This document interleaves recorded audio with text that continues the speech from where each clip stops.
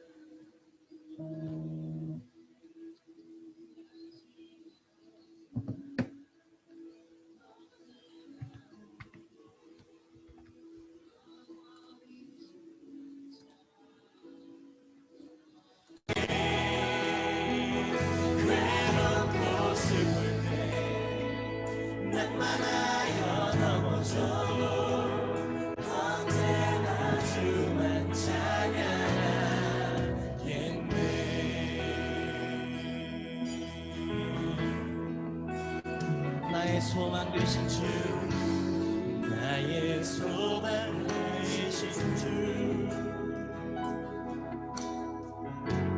주를 바라봅니다.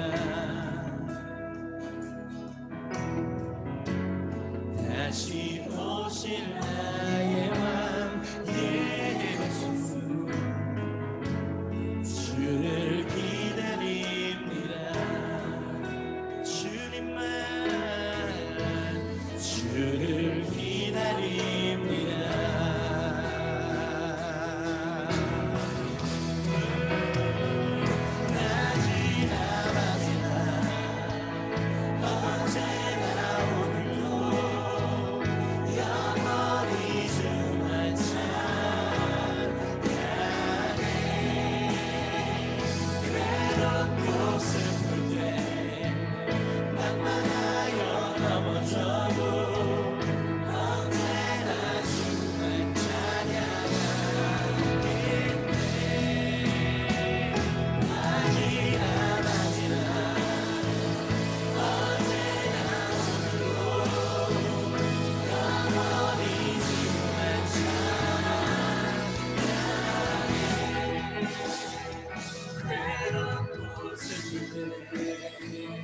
낙망하여 넘어져도 언제나 주만 찬양하 주만 경배하리라 낮에도 낮이나 밤이나 언제나 오늘도 영원히 주만 찬양하리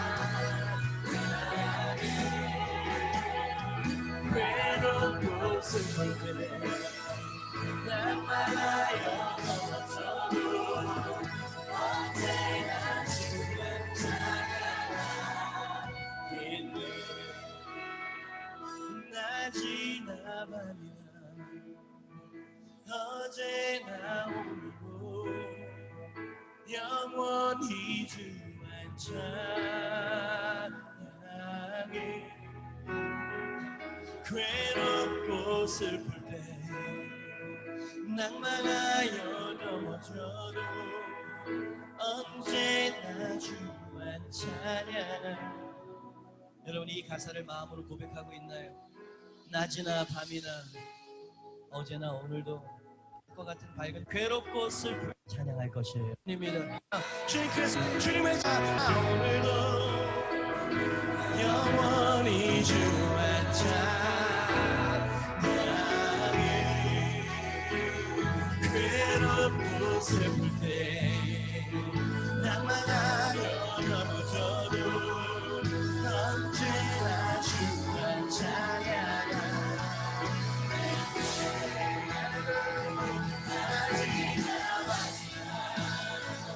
언제나 오늘도 영원히 주만 찬양해 괴롭고 슬플 때 낙망하여 넘어져도 언제나 여러분의 마음을 주님께 드리시지 않겠어요? 나는 주님 안에 경배할 거예요.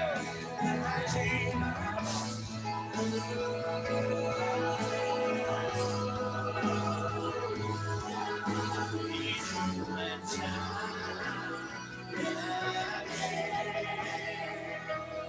괴롭고 슬플 때 낙망하여 넘어져도 언제나 주만 찬양하리 예수님은 나의 힘이시니라 예수는 나의 힘이요 예수는 나의 생명이라 예수는 나의 참 깊은 잠소만 예수는 나의 꿈이라 예수는 나의 힘이요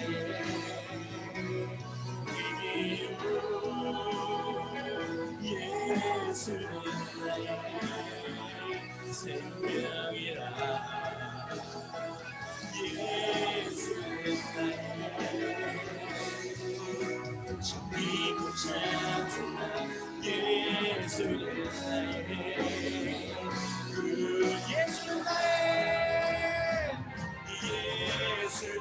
나의 힘이요 예수는 나의 생명이라 예수는 나의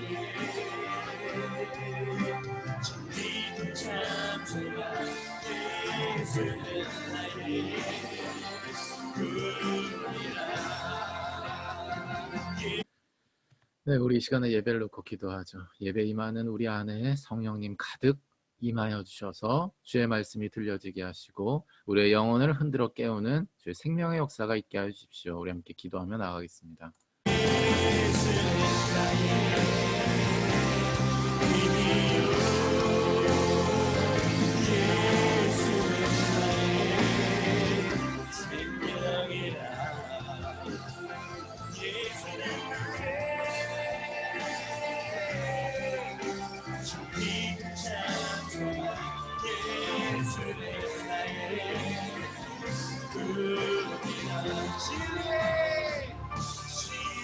진리의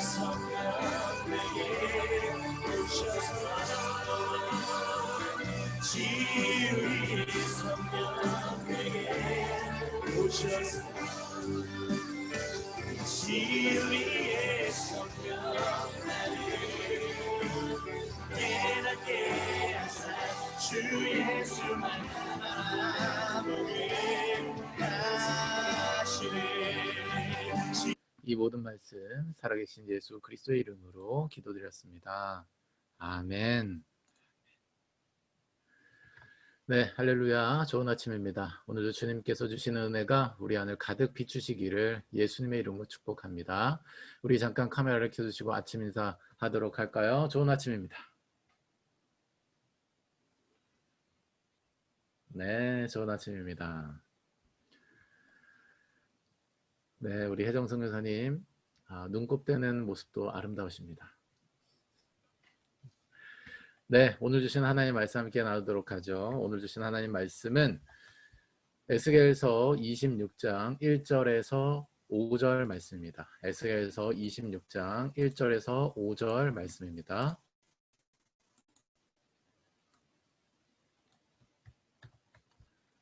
제26장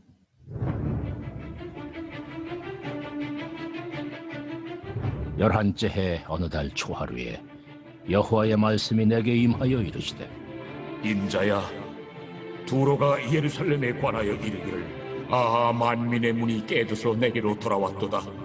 그가 황파였으니 내가 충만함을 얻으리라 하였도다. 그러므로 주 여호와께서 이같이 말씀하셨느니라. 두로야, 내가 너를 대적하여 바다가 그 파도를 굽이치게 함같이 여러 민족들이 와서 너를 치게 하리니 그들이 두로의 성벽을 무너뜨리며 그 망대를 걸 것이요 나도 티끌을 그 위에서 쓸어버려 맨바위가 되게 하며 바다 가운데 그물 치는 곳이 되게 하리니 내가 말하였음이라. 그가 이방의 노략거리가 될 것이요 들에 있는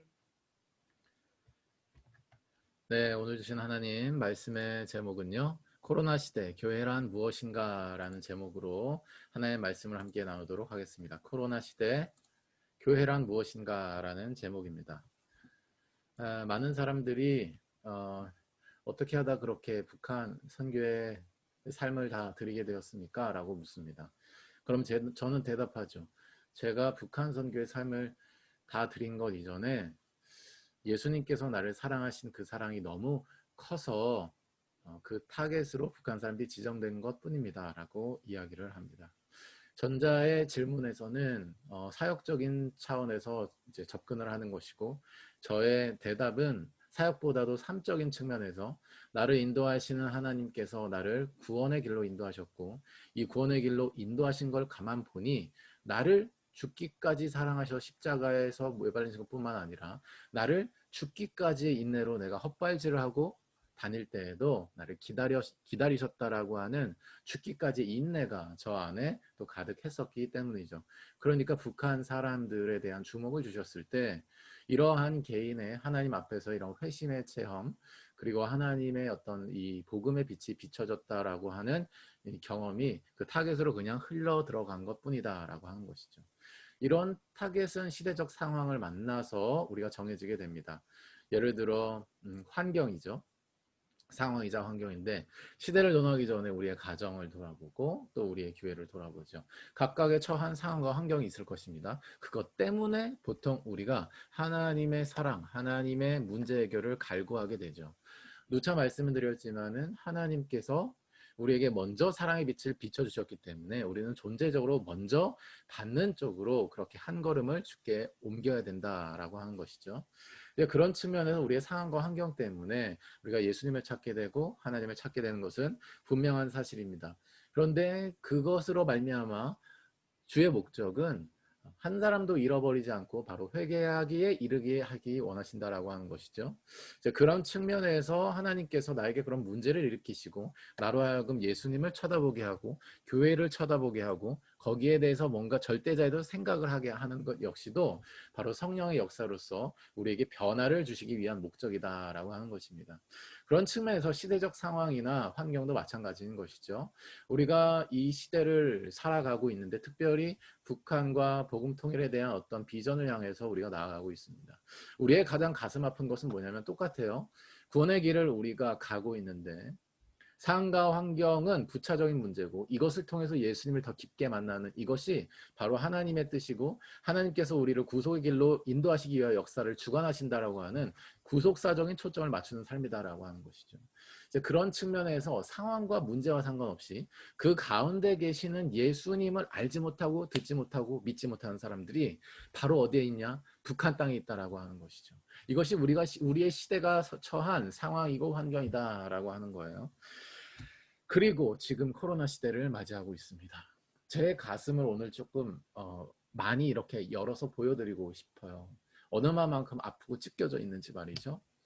하나님께서 구속 역사를 진행시키는 중추로서 유일한 중추로서 교회를 세우시고 이 땅에 구속 역사를 진행시키고 계십니다. 그런데 여러 가지 정치적인 전략일 수도 있고 쓸 수도 있고 아니면 교회에 대한 기본적인 반감이 언론 내지는 정치 세력들의 어떤 방향에서 이용이 되고 있는 건지도 모르겠어요. 그런데 제가 너무나 가슴이 아픈 건 심지어 핍박을 했기 때문에 그것은 일단 그렇다 치더라도 교회 내부적으로 우리가 연대의식을 갖지 못하고 교회 공동체를 통해서 하나님께서 구속 역사를 진행시키신다라고 하는 큰 틀에서 연대의식, 큰 틀에서의 공동체의식이 지금 다 무너져 가고 있다라고 하는 거죠. 그러니까 코로나 시대니까 예배도 달라져야 되고 복음을 전하는 것도 달라져야 되고 그리고 교회적 모임을 하는 것도 달라져야 되고 새로운 기회가 왔다 이런 측면에서 교회들이 많이 이야기를 하는 것 같아요. 그런데 그거는 자기 입장이고 생각이고 자기 교회의 실상 내용을 보면 많은 세상 사람들이 교회에 대해서 지탄하고 있고 그 지탄에 대한 시대적인 대답을 내놓는 사람이 많이 없습니다. 우리의 리더십, 교계 지도자들 그리고 이런 교회의 성도들, 교회 내부적으로 봤을 때도 일치된 입장과 이야기를 내놓지 못하고 있다는 거죠. 교회 공동체적인 연대와 교회 공동체적인 공동체 의식이 사라지고 있다라고 하는 거예요. 오늘 본문 말씀을 통해서 하나님께서 교회를 통해서 구속 역사를 진행시키신다는 사실과 그 구속 역사를 진행시키시는 교회를 우리가 어떻게 섬기고 보호해야 되는지에 대해서 오늘 말씀을 전하기를 원합니다. 오늘 본문 말씀의 배경을 잠깐 살펴보죠. 오늘 본문 말씀의 배경은 먼저는 그 이전에 어제 바이블 타임 내용이 되겠죠. 일단은 예루살렘이라고 하는 도시는 유다에 있어서 굉장히 중심이 되는 도시였고 그 예루살렘의 범죄가 곧 유다의 범죄로 인식이 되어서 결국 유다가 심판을 받을 것에 대해 선포를 하고 있었습니다. 오늘 본문 말씀에서는 그렇게 심판의 칼날로 사용되는 이방 백성들 역시도 하나님께서 심판의 도구로 사용하신 것에 불과하다라고 하는 거예요. 그러니까 그러한 나라와 족속들에 대해서도 하나님께서 심판하시겠다라고 하는 거예요.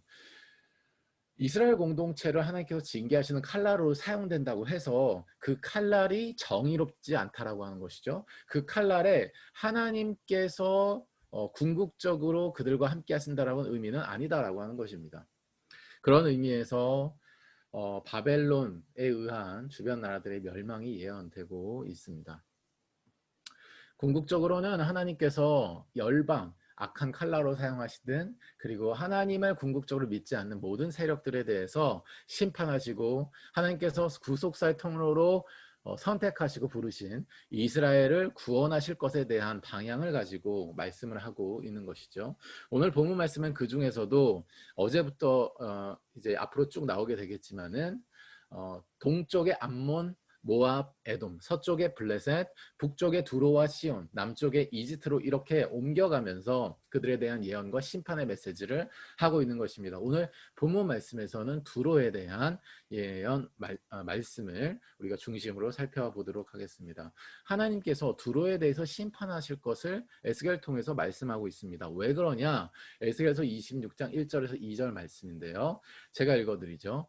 11째 해 어느 달 초하루에 여호와의 말씀이 내게 임하여 이르시되 인자야 두로가 예루살렘에 관하여 이르기를 아하 만민의 문이 깨져서 내게로 돌아왔도다. 그가 황폐하였으니 내가 충만함을 얻으리라 하였도다. 라고 말씀합니다. 두로가 지금 뭐라고 얘기하는 거예요? 예루살렘이 멸망이 당하고 있어요. 하나님의 심판의 칼날에 의해서 지금 다 깨져버린 거예요. 근데 이거를 어떻게 해석해요? 자기식으로 해석합니다. 어떻게 해요? 그가 황폐하였으니 내가 충만함을 얻으리로다 하였도다 라고 말하고 있는 것이죠. 하나님께서 이스라엘 백성을 선택하셔서 구속사의 통로로 사용하고 계신 것을 우리는 이미 알고 있습니다. 출애굽기 16장 1절에서 2절 말씀은 이렇게 증거하죠. 이스라엘 자손의 온 회중이 엘림에서 떠나 엘림과 시내산 사이에 있는 신광야에 이르니 애굽에서 나온 후 둘째 달 15일이라 이스라엘 자손 온 회중이 그 광야에서 모세와 아론을 원망하여 9절에서 10절 모세가 또 아론에게 이르되 이스라엘 자손의 온 회중에게 말하기를 여호와께 가까이 나오라 여호와께서 너희의 원망함을 들으셨느니라 하라. 아론이 이스라엘 자손의 온 회중에게 말하네. 그들이 광야를 바라보니 여호와의 영광이 구름 속에 나타나더라. 아멘. 두로를 비롯한 앞에 말씀드린 암몬, 모압, 에돔, 블레셋, 두로, 시온, 이집트에는요 이런 일이 안 일어납니다. 왜? 하나님께서 구속사의 통로로 선택하지 않았기 때문이에요. 그런데 이스라엘에는 왜 이런 일이 일어나요? 하나님께서 구약시대 가운데 구속사의 통로로 정하셨기 때문입니다. 아멘. 그 안에 이루어지는 내용은 뭐예요? 복음이에요. 바로 뭐예요? 모세와 아론을 원망하는 범죄가 여호와께서 들으셨다라는 말씀을 통해서 공의의 말씀으로 임합니다. 그리고 나서 뭐예요? 그의 임재 가운데 아멘. 하나님께서 그 아론이 그러한 하나의 메시지를 선포하였을 때 그 회중이 광야를 바랐을 때 여호와의 영광의 구름 속에 나타나셨다라는 뭐예요? 이 죄의 문제를 해결하겠다라고 하는 거예요. 어디서 해결하겠다고 하는 거예요? 아멘. 성막에서 해결하겠다라고 하는 거예요. 주의 지성소의 쉐키나의 임재 가운데서 하나님께서 해결을 하시겠다라고 하는 거예요. 복음이죠. 이스라엘 백성들은 범죄하였습니다. 그러나 하나님의 임재의 구름이 이스라엘 공동체를 덮어서 그 죄의 문제를 해결하고 정결케 하면서 다시 구름 기둥과 불 기둥으로 인도하시는 거예요. 이게 이스라엘 공동체에만 임하는 것이고 이것은 구약시대 하나님께서 구속사의 통로로 이스라엘을 선택하셨다라고 하는 반증이 되는 것입니다. 신약시대로 넘어와 볼까요? 예수님 시대로 일단 넘어와 보겠습니다. 예수님 시대 때는 예수님이 계실 때 예수님 시대 때 교회에 대한 하나님이 분명한 약속을 하시죠. 마태복음 16장 18절 말씀에 또 내가 너에게 이르노니 너는 베드로라 내가 이 반석 위에 내 교회를 세우리니 음부의 권세가 이기지 못하리라. 아멘. 뭐예요? 세상에 어떠한 공격이 와도 죄악을 기반으로 하고 죄성을 기반으로 한 세상에 어떠한 공격이 교회를 향할지라도 그 음부의 권세가 이기지 못하는 곳이 바로 어디다? 교회다라고 하는 거예요. 구약시대는 이스라엘 공동체였죠. 범죄함이 있다 할지라도 그것이 금세 하나님 안에서 해결이 되줄 수밖에 없는 거예요. 하나님의 임재 안에서 해결이 되어주는 구조죠. 복음이 그 공동체를 이끌어가는 거예요. 교회도 마찬가지라고 하는 거죠. 주의 교회를 세우셨다라고 하는 것은 그 안에 교회 내부적으로 어떠한 범죄함이 있다거나 실수들이 있다 할지라도 뭐예요? 음부의 권세가 그것을 뒤흔들지 못하는 강력한 보호막이 있다라고 하는 거예요. 왜? 이 교회는 하나님의 구속사의 통로가 될 것이기 때문이었습니다. 아멘. 예수님께서 그래서 우리에게 교회를 주신 거예요.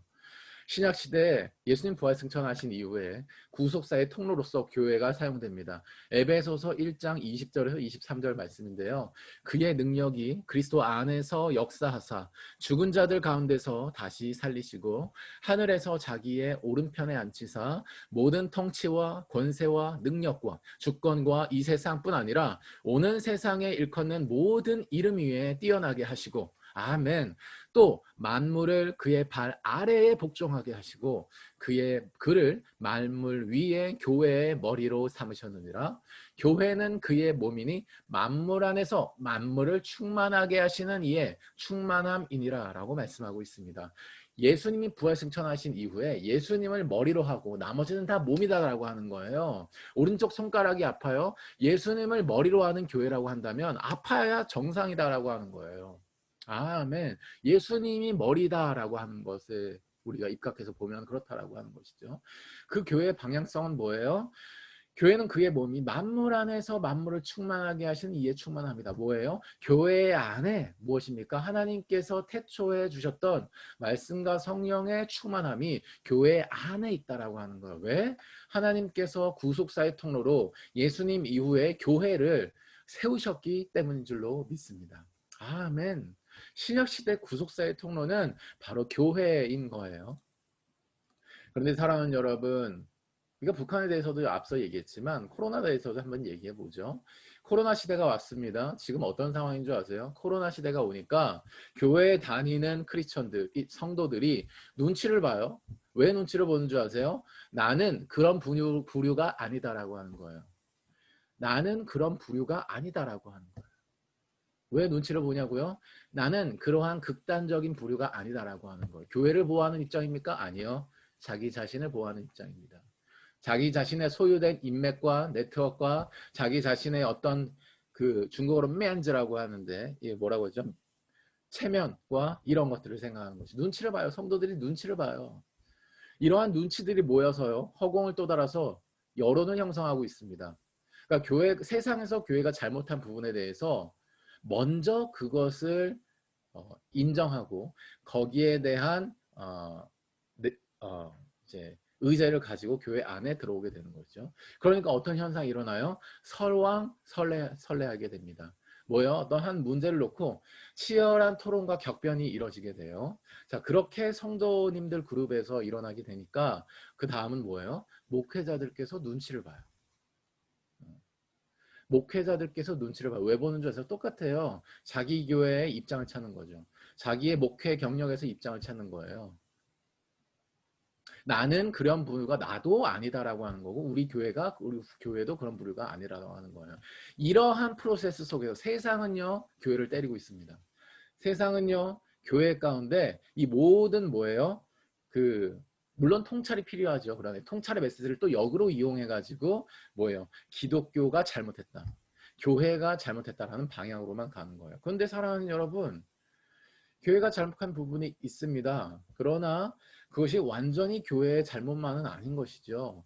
마치 교회가 방역을 책임지는 공동체인가? 1차적으로 교회가 방역을 책임지는 공동체인가라고 하면 아니다라고 하는 거예요. 국가적 차원에서 보면 카페나 학원이나 음식점이나 교회나 그 모든 것이 다 방역의 책임이 있는 것이고 거기에 대한 지시를 하는 국가의 기본 본질적인 책임이 있는 것이죠. 그런데 근본적으로 지금 뭐예요? 사회 여론과 국가 권력과 모두 뭐예요? 초점을 어디에 맞추고 있어요? 교회 공동체에 맞추고 있고 너무나 가슴 아픈 거는 성도님들이 자기 입장 때문에 눈치를 보고 이것이 설왕설래하면서 여론으로 형성되면서 목회자분들이 눈치를 보고 자기 입장을 찾고 자기 교회를 찾고 좋은 명분에서는 자기 교회를 보호한다는 측면에서 분명 그것이 필요하겠지만은 교회 공동체 전체적인 고민이 매우 부족하다라고 하는 거예요.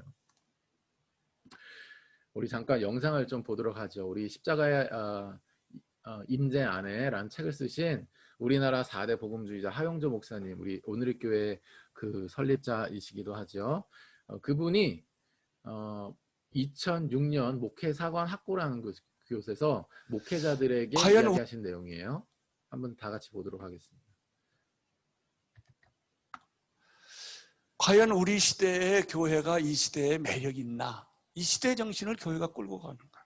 교회가 못 끌고 가요. 숫자만 많았지 이 시대 정신을 교회가 대표하지 않는단 말이죠. 근데 70년대, 80년대, 90년대는 한국 교회가 한국 사회를 대표했어요. 그 당시는 CBMC라든지 기도원이라든지 이게 영향력이 있었거든요. 그 1세대 선배 크리스천들이 그걸 잘 끌어갔어요. 그 사람들이 기업가로서 다 재벌에 해당을 했어요. 지금은요 크리스천 재벌이라는 게 없어졌어요. 최근에 이랜드가 하나 재벌이란 단어를 쓰더라고요. 알로에 마임 정도, 이랜드 정도 밖에는 없어요. 옛날에는 빌리그리암도 있었고 엑스플로도 있었고, 그리고 옛날에는 교회가 목사님의 말 한마디 하면 세상이 들었어요. 한경진 목사님도 있었고 박윤선 목사님도 있었고 뭐 등등 있었어요. 없어졌어요. 요즘 다 없어졌어요. 그리고 요즘은 정교조가 시대 정신을 끌고 가요. 노사모가 시대 정신을 끌고 가요. 노조가 시대 정신을 끌고 가요. 기독교는 그 소리가 다 묻혔어요. 결론, 우리 기독교가 이 시대 정신을 끌고 가지 못하고 있다는 거예요. 우선 첫째, 논객이 없어요. 우리는 이 시대 정신을 끌고 갈 수 있는 논객을 교회가 만들지 않았어요. 여러분, 운동권이나 386 세대를 대변하는 이 노사모를 지원하는 교수가 700~800명이에요.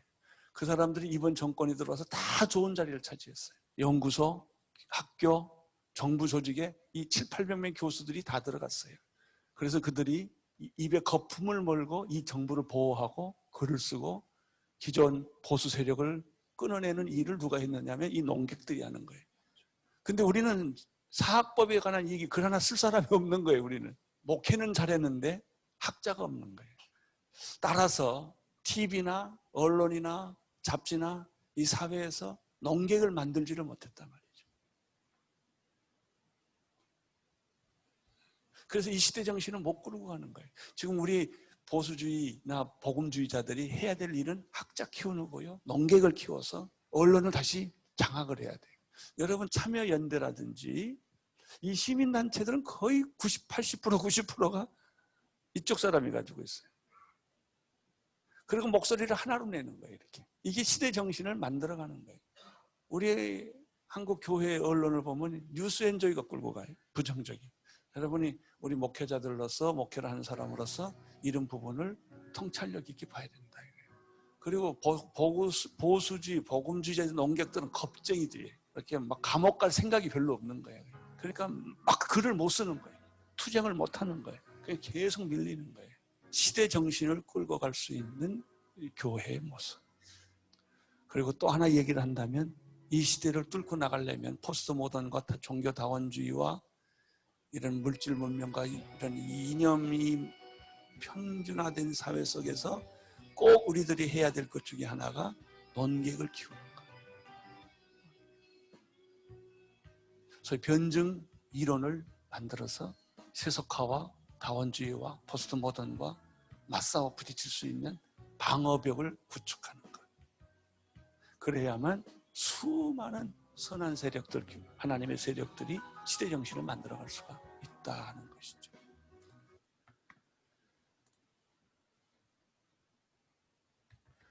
네, 이런 거죠. 이제 좀 어느 정도 느낌이 오시나요? 교회가 중요하지 않고 자기 교회, 자기 입장, 자기 삶이 중요한 거예요. 그러니까 겁을 먹어가지고 말이죠. 나는 그런 사람 아니에요 라는 식의 얘기밖에 못하는 거예요. 그건 바꿔 얘기하면 교회가 자기 삶에서 그렇게 중요하지 않고 구속사에 있어서 하나님께서 교회를 통해서 구속 역사를 진행시키는 사실이 그렇게 중요하지 않은 거예요. 그냥 나에게 좋은 것을 주고 좋은 경험을 주고 좋은 리더십의 경험을 주고 뭐 여러 가지 이런 식의 그런 식의 교회 생활을 해왔기 때문에 결과적으로는 이런 식으로 눈치를 보고 여론이 형성되고 목회자들께서 눈치를 보면서 입장을 찾고 이러면서 지금 집중 포화를 받게 되는 것이죠. 사랑하는 여러분, 이런 부분들이 해결되기 위해서는 우리가 어떻게 살아야 됩니까? 바로 교회로서 살아가야 되는 줄로 믿습니다. 하영정 목사님께서는 농객을 만들어야 된다라고 했지만 그 전제가 바로 뭐예요? 교회가 그것을 만들어야 된다라고 하는 거예요. 교회로서의 삶을 살지 않는데 무슨 농객이요? 많은 제가 북한 선교를 하면서 이제 진보와 보수의 갈등 속에서 먼저 그 이념을 배우는 사람들을 많이 봤습니다. 100% 분노와 그런 한의 영에 이끌려서 그냥 빠져버리더라고요. 무슨 얘기예요? 교회로서 우리가 살아가는 삶이 없는 거예요. 한 번도 복음에 대해서 생사람 잡고 전해준 사람이 없어요. 한 번도 복음에 대해서 자신 있게 누군가에게 얘기해 본 적이 없는 거예요.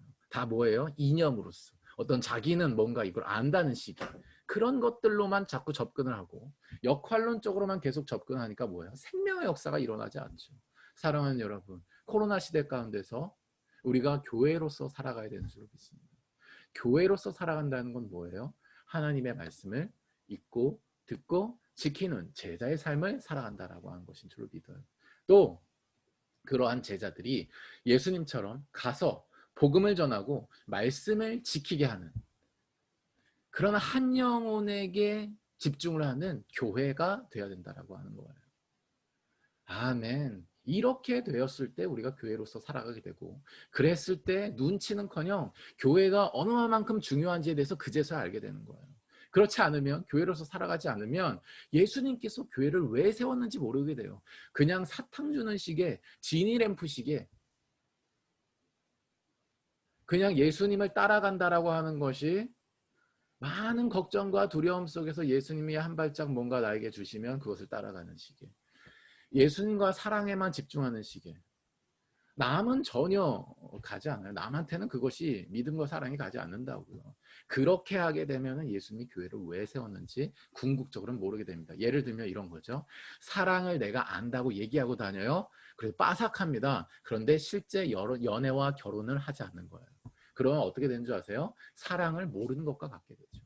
이것은 사랑을 해보신 분이면 알게 될 것입니다. 사랑에 대한 A, B, C, D, E 수많은 공식이 있고 심지어 상담까지 해줘요. 그런데 연애를 안 해. 결혼을 안 해봐. 그러면요 사랑을 모르게 되는 거예요. 똑같아요. 교회로서 살아가지 않는 상황에서 교회를 위해서 내가 농객이 된다? 어불성설이고 그냥 자기의 분노, 자기의 자기의 어떤 의를 드러나는데 불과한 삶을 살게 되는 것입니다. 그러므로 사랑하는 여러분, 우리는 먼저 이 코로나 시대에 뭐예요? 교회로서 살아가야 되는 거예요. 아멘. 두 번째로 우리는요 교회를 보호해야 되는 줄로 믿습니다. 교회를 보호해야 돼요. 사랑하는 여러분, 이 코로나 시대에 여러 가지 시각과 여러 가지 이 교회에 대한 그 집중포화에 대한 해석이 있고 거기에 대한 교계의 입장이 있지만 사랑하는 여러분, 저는 여러분이 교회에 대한 설왕설래를 주의하는 은혜가 있으시길 예수님을 축복합니다. 자기 생각, 자기의, 자기의 어떤 입장에 초점을 맞추고 설왕설래하는 나는 그런 극단적인 부류는 아니야. 나는 그렇게 진보적인 부류는 아니야. 이런 식의 설왕설래를 주의하시기를 바라요. 사랑하는 여러분, 우리는 교회를 보호하는 것이 먼저가 돼야 돼요. 교회를 보호하기 위해서 우리가 공부를 하고 교회로서 살아가고 있는 것입니다. 만약 이런 거죠. 아까 연인의 예를 들었지만 사랑한다면서 만인 앞에서 항상 연인의 잘못을 매번 노출하는 사람이 있어요. 그런 사람 굉장히 많죠. 원리 원칙을 굉장히 중요하게 생각하고 그것이 선을 넘게 되면 연인이라 할지라도 견디지 못하는 사람이 있어요.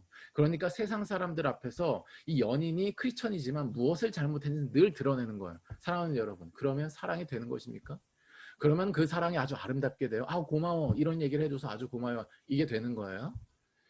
결과적으로는 자기 의를 위해서 그 사랑도 하고 있다라고 반증이 되는 거예요. 자기 의를 위해서 살아간다는 반증이 되는 것입니다. 교회에 대해서 설왕설래하는 건 말이죠. 먼저는 교회에 대한 우리의 잘못과 그리고 우리의 개선점을 하나님 앞에서 회개하는 마음으로 내어놓고 세상에 대해서는 기본적으로 세상의 교회에 대한 기본적인 공격에 대해서는 우리가 연대의식을 가지고 공동체적으로 이것을 보호해야 맞는 것이죠. 그것이 바로 뭐예요? 오늘 두로와 같이 바로 무엇입니까?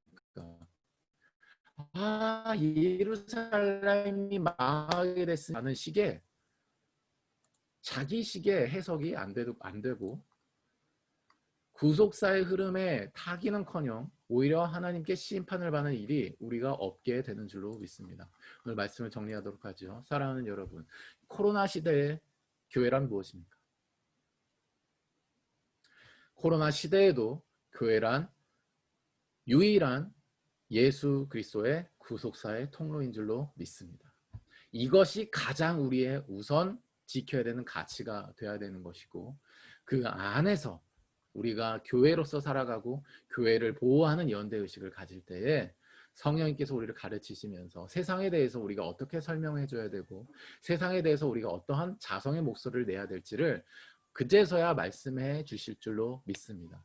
그렇게 우리가 세상 안에서 그리스도의 빛과 소금으로서 사랑으로 그들을 안아가며 변화시키며 다시금 일어나는 교회의 모습으로 살아가는데, 회복되는데 우리의 삶이 사용되고 우리의 교회로서의 삶이 통로가 되기를 예수님의 이름으로 축복합니다.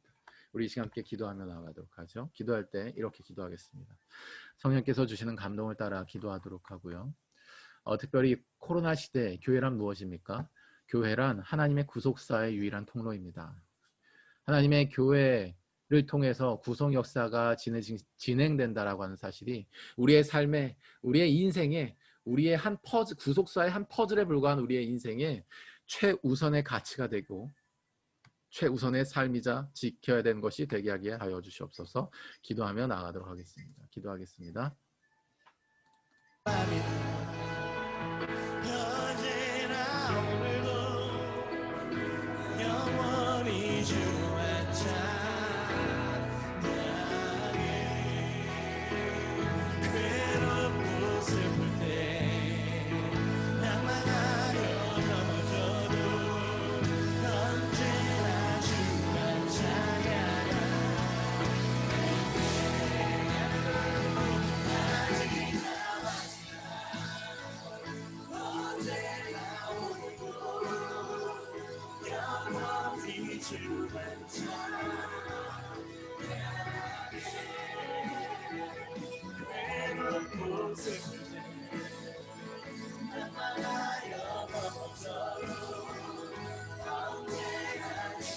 여러분의 마음을 주께 드리시지 않겠어요?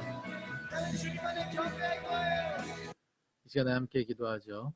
천지 만물을 창조하시고 우리의 인생을 영원한 사랑으로 인도하시기 위하여 우리의 구속사의 길 위에 두신 하나님을 찬양합니다.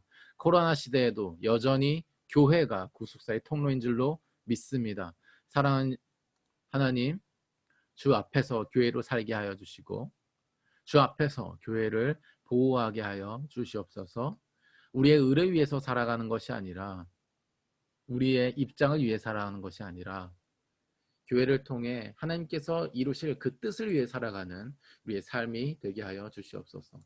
두로와 같은 나 그리고 공동체가 되는 것이 아니라 바로 하나님께서 선택하신 교회 공동체와 같은, 이스라엘과 같은 회복의 역사가 이 시간 이후로부터 일어날 줄로 믿습니다.